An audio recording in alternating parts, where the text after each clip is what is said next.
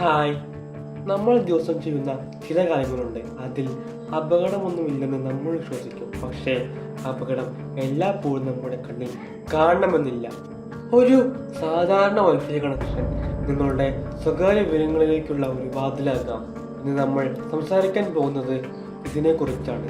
Public wifi, ഇതിന് പിന്നിലെ യഥാർത്ഥ സത്യത്തെക്കുറിച്ചാണ്. Welcome to Worldscope Malayalam. ഒരു ചോദ്യം: നിങ്ങൾ ഒരിക്കലെങ്കിലും ഫ്രീ വൈഫൈ കണ്ടിട്ട് ഉടനെ കണക്ട് ചെയ്തിട്ടുണ്ടോ? മിക്കവരും ചെയ്യും. കാരണം മൊബൈൽ ഡാറ്റ ലാഭിക്കാം, സ്പീഡ് കൂടുതലായിരിക്കും, പാസ്വേഡ് പോലും വേണ്ട. പക്ഷേ ഇത് യഥാർത്ഥത്തിൽ സുരക്ഷിതമാണെന്ന് നിങ്ങൾ എങ്ങനെ ഉറപ്പിക്കും? ഇവിടെയാണ് പലരും ചെയ്യുന്ന ആദ്യത്തെ തെറ്റ്. പബ്ലിക് വൈഫൈ എന്നത് ഒരേ നെറ്റ്വർക്ക് പല ആളുകളും ഒരേ സമയം ഉപയോഗിക്കുന്ന ഒരു കണക്ഷനാണ്.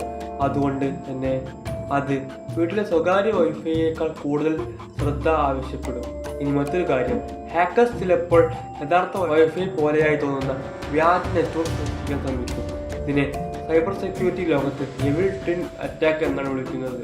നിങ്ങൾ ഈ അബദ്ധത്തിൽ ആ നെറ്റ്വർക്കിലേക്ക് കണക്ട് ചെയ്താൽ നിങ്ങളുടെ ഇന്റർനെറ്റ് ഉപയോഗം നിരീക്ഷിക്കാൻ അവർക്ക് കഴിയും. എന്നാൽ ഇവിടെ മറ്റൊരു തെറ്റിദ്ധാരണ എന്തെന്ന് വെച്ചാൽ, പബ്ലിക് വൈഫൈ ഉപയോഗിച്ചാൽ നിങ്ങളുടെ ഫോൺ ഉടനെ ഹാക്ക് ആകുമെന്നതാണ്. അല്ലെങ്കിൽ ബാങ്ക് അക്കൗണ്ട് ഉടനെ എംപ്റ്റി ആകും എന്നത് ശരിയല്ല. ഇന്നത്തെ പല വെബ്സൈറ്റുകളും HTTPS എൻക്രിപ്ഷൻ ഉപയോഗിക്കുന്നതിനാൽ നിങ്ങളുടെ വിവരങ്ങൾ അധിക സുരക്ഷ ലഭിക്കുന്നു. എങ്കിലും സുരക്ഷിതമല്ലാത്ത വെബ്സൈറ്റുകൾ ഉപയോഗിക്കുകയോ ഫേക്ക് ലോഗിൻ പേജുകളിൽ വിവരങ്ങൾ നൽകുകയോ അല്ലെങ്കിൽ വ്യാജ നെറ്റ്വർക്കുകളിലേക്ക് കണക്ട് ചെയ്യുകയോ ചെയ്താൽ അപകട സാധ്യത വർദ്ധിക്കും. അതുകൊണ്ടാണ് സൈബർ സെക്യൂരിറ്റി എക്സ്പേർട്സ് ചില കാര്യങ്ങൾ ഒഴിവാക്കാൻ പറയുന്നത്.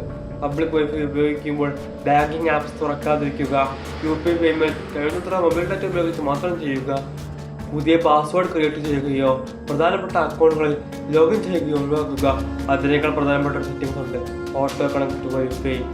ഈ ഫീച്ചർ ഓണാണെങ്കിൽ നിങ്ങളുടെ ഫോൺ മുമ്പ് കണക്ട് ചെയ്ത നെറ്റ്വർക്കുകളിലേക്ക് സ്വയം കണക്ട് ചെയ്യാൻ ശ്രമിക്കും. അതിനാൽ ഓട്ടോ കണക്ട് ആവശ്യമില്ലെങ്കിൽ ഓഫ് ചെയ്യുന്നതാണ് നല്ലത്.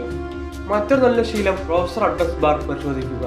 ലോക്ക് സിമ്പിൾ കാണിക്കുന്നുണ്ടോ എന്ന് നോക്കുക. കഴിയുമെങ്കിൽ 2 ഫാക്ടർ ഒതന്റിക്കേഷൻ ഉപയോഗിക്കുക.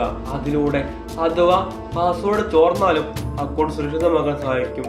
VPN ഉപയോഗിക്കുന്നവരാണെങ്കിൽ പബ്ലിക് വൈഫൈയിൽ അത് ഒരു അധിക സുരക്ഷാ പാളിയായി പ്രവർത്തിക്കും. പക്ഷേ ഓർമ്മിക്കണം, VPN എല്ലാ പ്രശ്നങ്ങൾക്കും ഒരു മാജിക് പരിഹാരമല്ല.